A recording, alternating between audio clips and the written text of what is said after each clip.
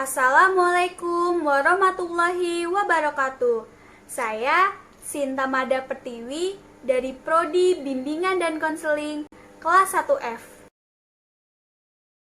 Di sini saya akan menjelaskan materi wawasan dasar bimbingan dan konseling yang bertema asas-asas bimbingan dan konseling.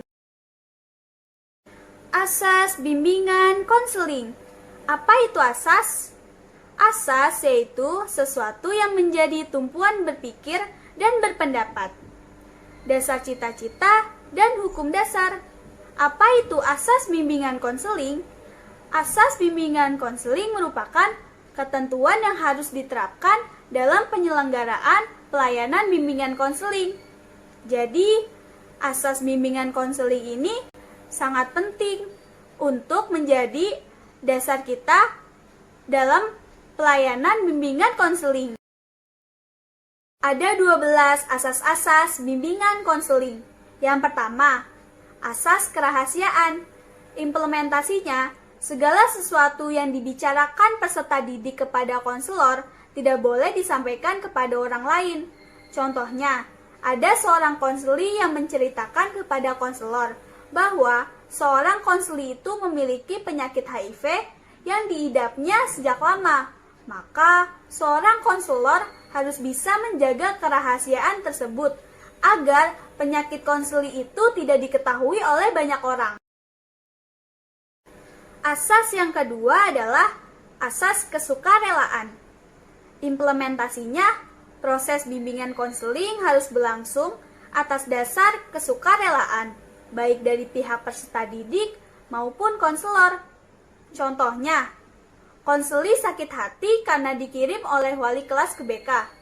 Dalam hal ini, konseli masih dalam keadaan terpaksa, dan sebisa mungkin sebelum proses konseling, konseli ini harus sukarela dulu mau dikonseling. Tidak boleh ada keterpaksaan, konselornya pun harus sukarela. Yang ketiga, ada asas keterbukaan. Implementasinya, bersedia menerima saran-saran dari luar, dan peserta didik bersedia membuka diri untuk kepentingan pemecahan masalah. Contohnya, ada seorang konseli yang memiliki sifat tertutup.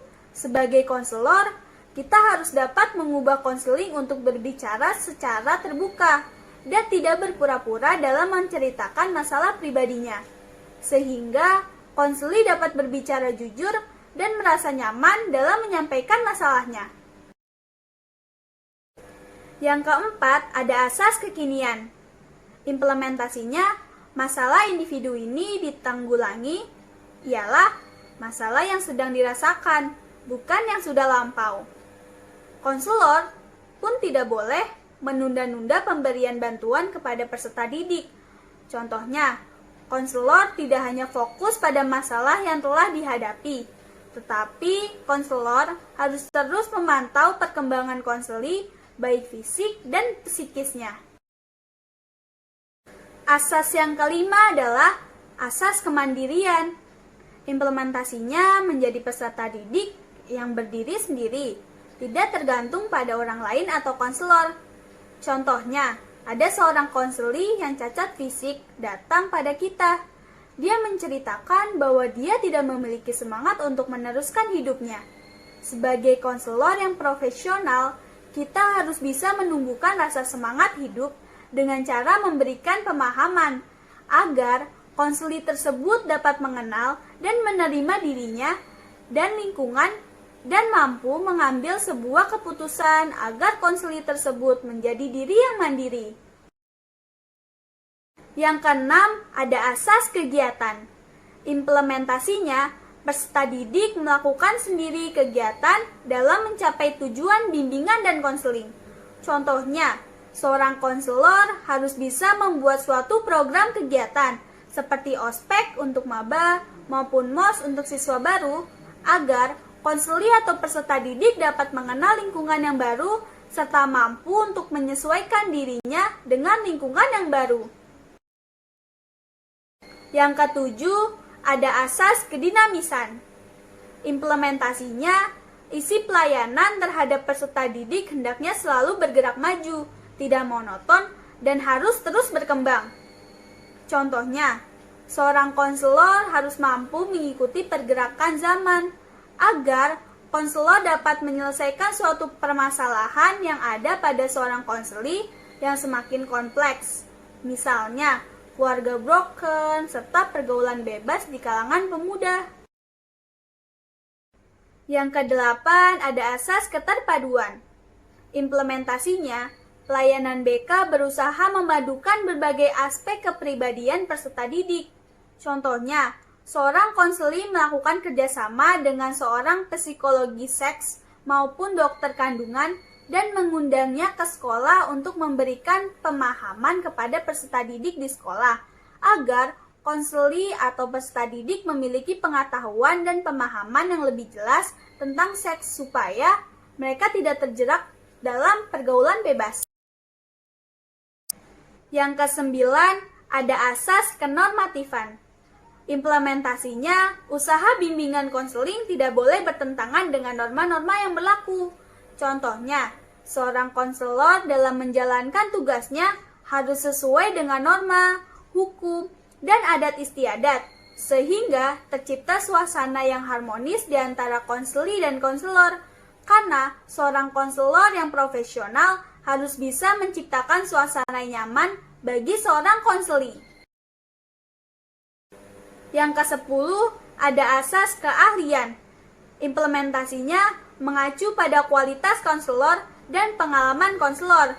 Contohnya, apabila ada seorang konseli atau peserta didik yang datang pada seorang konselor harus bersikap sebagai konselor, bukan bersikap seperti dokter maupun yang lainnya. Seorang konselor harus bersikap sebagai konselor, yaitu memberikan sepenuhnya semua keputusan pada konseli. Yang ke-11, ada asas alih tangan. Implementasinya, jika konselor tidak dapat membantu masalah peserta didik, maka dapat mengirim peserta didik kepada petugas yang lebih ahli. Contohnya, ada seorang peserta didik atau konseli yang mengalami stres karena tidak lulus sekolah. Seorang konselor tidak dapat bertindak sendiri dalam konteks ini. Seorang konselor harus melakukan kerjasama dengan pihak yang lebih kompeten dalam kasus ini, seperti membawa konseli tersebut pada seorang psikiater maupun dokter. Yang terakhir atau yang ke-12, yaitu ada asas Tutwuri Handayani. Implementasinya menghendaki agar pelayanan BK secara keseluruhan dapat memberikan rasa aman, mengembangkan keteladanan, memberikan dorongan, serta kesempatan kepada peserta didik untuk maju. Contohnya, seorang konselor harus menjadi guru teladan dan menyenangkan agar peserta didik atau konseli tidak takut menceritakan masalahnya kepada kita dan mampu mengayomi peserta didik. Itulah 12 asas-asas bimbingan dan konseling yang harus diterapkan dalam pelayanan bimbingan konseling. Sekian dari saya. Terima kasih. Wassalamualaikum warahmatullahi wabarakatuh.